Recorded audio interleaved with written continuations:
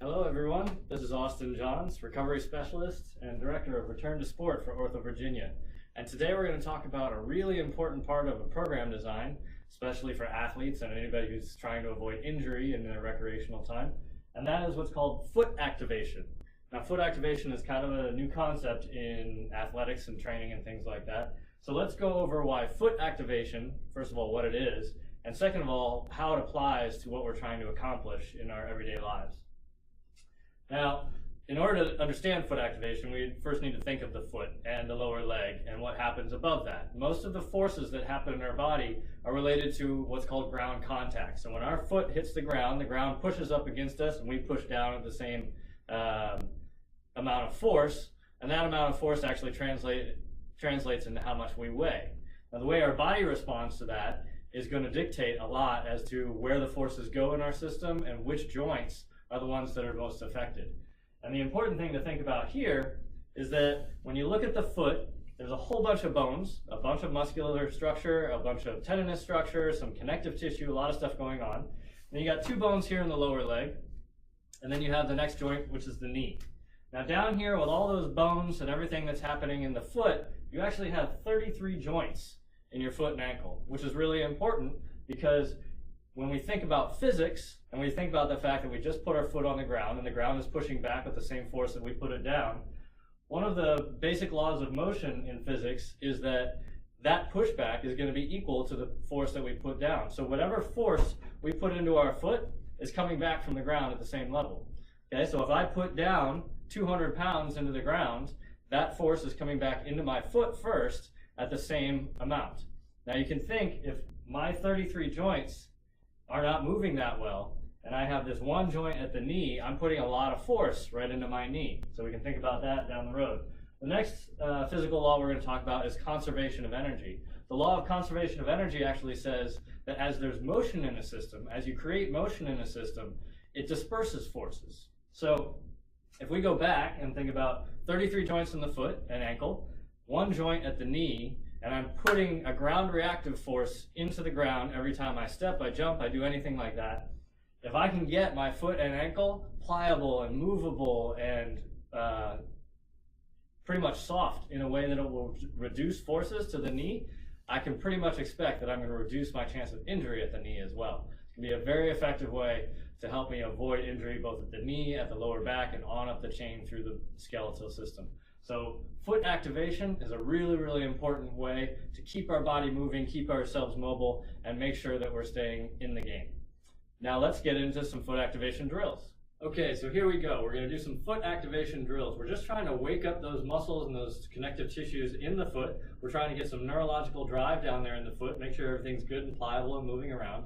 And incidentally, that actually has a lot to do with our footwear, so pay attention to your footwear. If it's too tight, you're going to have trouble getting your foot to move. If it's too loose, you might move a little bit too much and actually create some blisters and things like that. So you're going to want to have footwear that is applicable to the exercise that you're doing at the moment.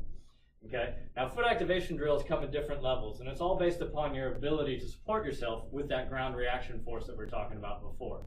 So one of those basic levels, the most regressed level, is really just kind of a stepping motion. Everyone is sort of used to walking. We can somehow manage to walk. Even somebody who's 90 to 100 years old, if they're able to walk at all, they're going to walk in a foot-to-foot motion. All right, so our body is used to doing that side-to-side position, and we can recreate that in a drill that will actually help stimulate a little bit of nervous activity and make us better at that motion. So I can just, to start, have 2 feet moving over a fixed point. The fixed point in this case is my line. Okay, I'm just moving back and forth, getting my foot to move. I may actually tell my client to sort of try to spread their toes. I may have them, just try to relax their shoulders to decrease some tension in their system. Okay, but that's a very basic drill. I can also alter the foot that they move with. Okay, you'll notice that most people are side-to-side dominant, either left or right dominant. And if I ask them to change that, it stimulates their neurological drive just a little bit more, makes them think about it. Okay, and their body will react a little bit more synergistically when something is going wrong, either on the athletic field or just stepping off a curb or something like that. So that's a very basic motion. You'll notice that I was all sagittal. Everything I was doing was going straight forward. We can also take this and go side to side. So here I am, I'm gonna just go back and forth, okay? Same stepping motion, I'm just moving a little bit laterally. I'm getting a little bit of a lateral tilt and lateral motion down there at the talocrural joint, the ankle joint. Everything between my foot is kind of rotating side to side, keeping those toes nice and wide. I'm getting a great support position right here. Now trying to go transverse is a little bit funky. Transverse motion usually comes from the hip and the spine, but we can activate that a little bit by having people kind of go around in a circle. I don't mean running around circularly, but if I have them sort of move in whatever kind of foot pattern they want to go, I'm just kind of circling around. Okay, this starts to work. Again, I can go clockwise, counterclockwise, change up their position, make them go in all kinds of different directions, and it's going to stimulate a whole bunch of nervous activity, a little bit of muscular movement, a lot of sort of chemical flow and things going on down here in that lower half that is a reduced force up above the system. So next, let's increase that. Let's make that a little bit more interesting. If I take that whole system and instead of doing the stepping motion, I turn it into more of a hopping motion, so I've got 2 feet moving at the same time. Now it's a little bit more difficult. Okay, a lot more of my muscular drive is coming from the midsection, working more with neurological stimulation at the quads, and sometimes coming all the way up to the spine. Okay, again, I can go laterally. And now I can start putting in some pretty good transverse motion too, if I'm twisting side to side. Okay? Now, beyond that, we can actually go a little bit farther, and we can go single leg. We can work independently of one another. Same motions. Forward and back. Okay, if I want to, I'm going side to side. And I can even take that transverse motion and do it on a single leg. Okay, now I'm taking all of my ground reactive force, putting it into one leg, which happens all the time in sports. If I'm going to step and cut, if I'm going to jump, all sorts of things happen off of one leg. And if I'm going to do that, I want to make sure that my foot can handle that strength as much as possible before any of that power gets to my knee. Okay, all of these are really very simple exercises that you can have people do, usually at a warm-up or sometimes a cool-down, to try to get that foot activation going. I got myself going with the breath there a little bit. So the last thing we want to do is think about neural drive and neural intensity, okay? If somebody is really thinking about these exercises, or they're going really, really fast, that is stimulating their neural drive. It's getting them really excited, and it actually creates a little bit of tension. Remember, the whole point of foot activation for this exercise, at least for like a cool down portion, is to relax the body, okay? We want easy movement of the foot. If we want to drive them up, if we want them to get strong and quick positions, that's going to be high neural drive, that's going to be high sympathetic nervous system activity.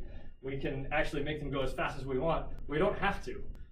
Making somebody go extremely fast is not always the best thing for them. And frequently, if a person is able to go really fast, we actually need to teach them how to better reduce that stress and relax that movement while still creating the same positioning. So I might have somebody initially go, all right, I want you to go as fast as you possibly can. Okay, I've got really high neural drive there. I've tensed everything up. Everything down into my feet and up above is really, really strong. All that fascial tissue just went tightened up, and all my joints are really stiff. So if I take impact at that point, there's a pretty good chance that there's a better chance, I should say, that I could get hurt in that position than if I'm all loosey-goosey, okay? So I can have somebody do that same exercise. Now I want you to just relax. Relax everything you got, okay? So only thing happening right now, I'm trying to get those shoulders loose, trying to get that head loose. Only thing happening is down there at the feet and ankles. Remember, the feet and ankles can observe, or rather restrict a lot of those forces that come up above by just being active and being ready. So that's what foot activation is all about. Again, great exercises to do either in kind of like the end of a warm-up or the beginning of a cool-down. Great opportunities to help somebody avoid injury and get really much better at their sport. Thank you everyone for listening today. Again, my name is Austin Johns. I am the Director of Return to Sport for Ortho Virginia. I encourage everybody to get back in the game.